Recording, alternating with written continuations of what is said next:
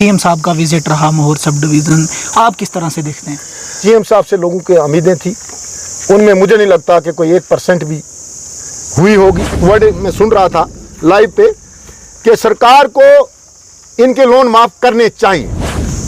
आप वहाँ ही थे, आप वहाँ ही थे। हाँ, ये सवाल उठता है कि सरकार कौन है। तो कहना चाहिए थे हम ये लोन माफ़ करेंगे, लेकिन वो कह रहे हैं सरकार को करना चाहिए। इसका मतलब सरकार नहीं है। अगर सरकार नहीं है तो कुर्सी छोड़ो, अगर सरकार नहीं है तो कुर्सी छोड़ो। फिर ये गाड़ियों के काफिले, जम्मू से कितनी गाड़ियां आई, एक सीएम की विजिट, मुझे लगता है करोड़ों रुपए का नुकसान हुआ। लॉलीपॉप भी दिया, वो लोग खुद जानते हैं, लॉलीपॉप भी दिया, वो लोग खुद जानते हैं। और यहाँ के एमएलए साहब भी नेशनल कॉन्फ्रेंस के खुर्शीद साहब जीते, लेकिन जिस उम्मीद से लोगों ने सरकार चुनी थी, मुझे लगता है कि उनकी उम्मीदों पर पानी फिर गया है, कि उनकी उम्मीदों पर पानी फिर गया है।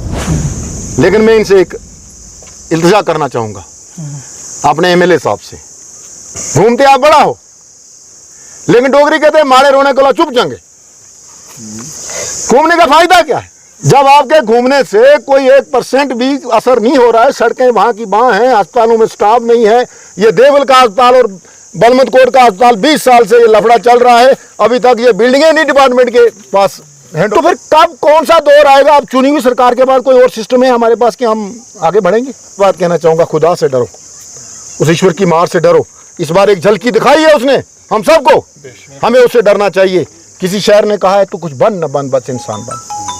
तू कुछ बन न बन, मगर इंसान बन, बेजुबानों की जुबान बन। होगा हिसाब एक दिन जरूर, तो हिंदू बन या मुसलमान बन। मेरी यही रिक्वेस्ट है कि इन गरीबों के लिए सोचो, इनका कुछ करो। भान साहब बड़े एक्सपीरियंस हैं, उनसे भी हमें उम्मीद थी, लेकिन उनकी भी जैसे ये कहते हैं ड्यूल सरकार है, उनकी भी ड्यूल पॉलिसी है। ना वो एनसी को नाराज करते हैं, ना बीजेपी को नाराज करते हैं, उनकी भी ड्यूल पॉलिसी है। बीजेपी में तो आज तो कम से कम उनको बोलना चाहिए, खान साहब उनको सामने आना चाहिए। खान साहब देखो, बीजेपी के दरवाजे खुले हैं, आते हैं तो मोस्ट वेलकम, हार डालेंगे, स्वागत करेंगे। तो नहीं आते हैं तो मजबूर करते नहीं हम किसी को, सीधी। हाँ, वो नहीं है। मैं एक सेकुलर आदमी हूँ, मैं एक सेकुलर आदमी हूँ। मैं वो गुरु नानक देव जी की थ्योरी पे बिलीव करता हूँ, अव्वल अल्लाह नूर पाया कुदरत के सब बंदे, एक नूर ते सब जग उपजिया कौन भले को मंदे। कि उस खुदा ने नूर दिया, नूर पे दुनिया बनी। मेरे लिए ना कश्मीरी है, ना हिंदू है, ना गुजर है।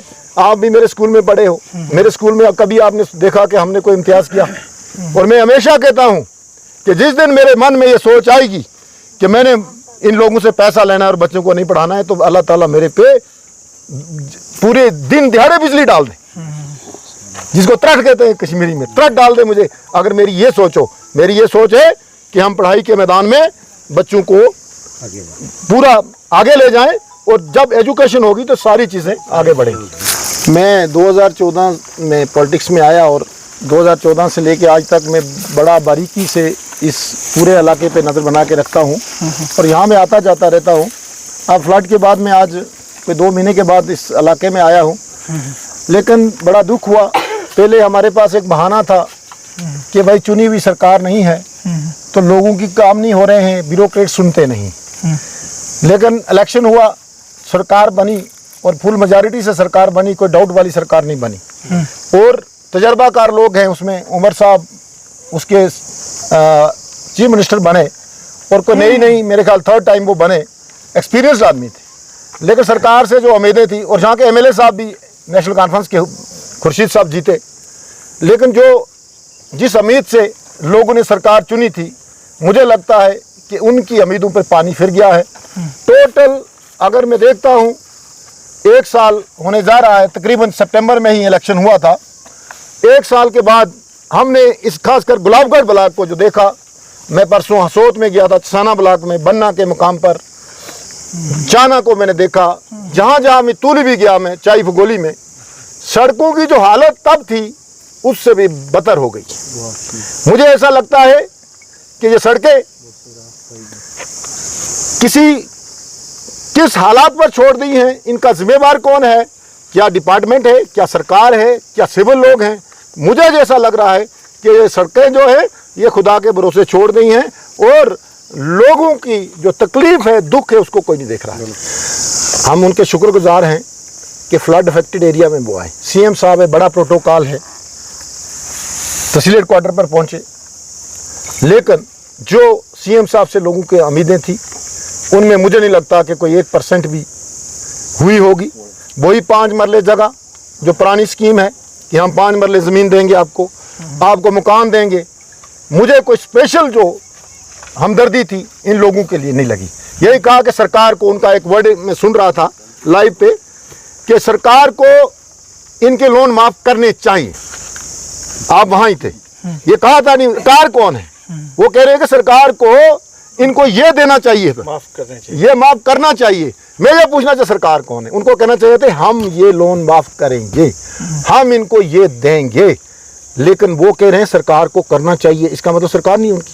अगर सरकार नहीं है तो कुर्सी छोड़ो।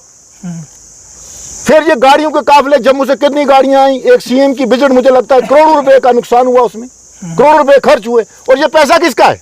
पब्लिक का। मैं यहाँ एक बात कहना चाहूंगा, पैसा ये टैक्स का है, स्टिल रख माचिस पे टैक्स है, इस मोबाइल पे टैक्स है, घड़ी पे टैक्स है, रेडियो पे टैक्स है, हर बात पे टैक्स हम देते हैं। वही टैक्स का पैसा कलेक्ट होकर सरकार को जाता है, उसी से एमएलए साहिबान की सैलरी आती है, उसी से सीडीएफ आता है, उसी से पीएम के लिए तनख्वाह निकलती है, सीएम की तनख्वाह निकलती है। और सीएम साहब आए तो मैंने पहले जिक्र किया कि रोड एकदम साफ हो गया, लेकिन जो रोड, उस रोड के लिए पैसा देती है जनता, क्या उनका कोई हक नहीं है? उनको हक नहीं है कि वो भी इस रोड पे चले, वो भी आराम से चले? मुझे तो सर्वाइकल हो गया, आज मेरे कमर में दर्द हो गई है इस रोड पे आते हुए। लॉलीपॉप भी दिया, वो लोग खुद जानते हैं। लेकिन मैं इनसे एक इल्तिजा करना चाहूंगा, अपने एमएलए साहब से, घूमते आप बड़ा हो, लेकिन डोगरी कहते हैं माड़े रोने को चुप जाएंगे। घूमने का फायदा क्या है जब आपके घूमने से कोई 1% भी असर नहीं हो रहा है? सड़कें वहां की वहां हैं, अस्पतालों में स्टाफ नहीं है। ये देवल का अस्पताल और बलमत कोट का अस्पताल 20 साल से ये लफड़ा चल रहा है, अभी तक ये बिल्डिंगें नहीं डिपार्टमेंट के पास हैंड ओवर हुई हैं।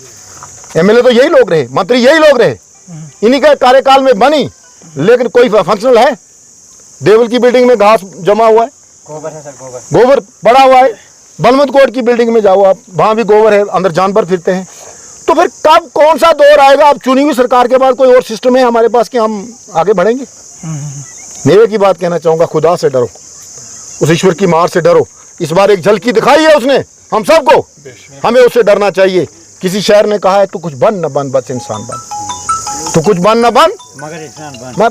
इंसान बन, बेजुबानों की जुबान बन, होगा हिसाब एक दिन जरूर, तो हिंदू बन या मुसलमान बन।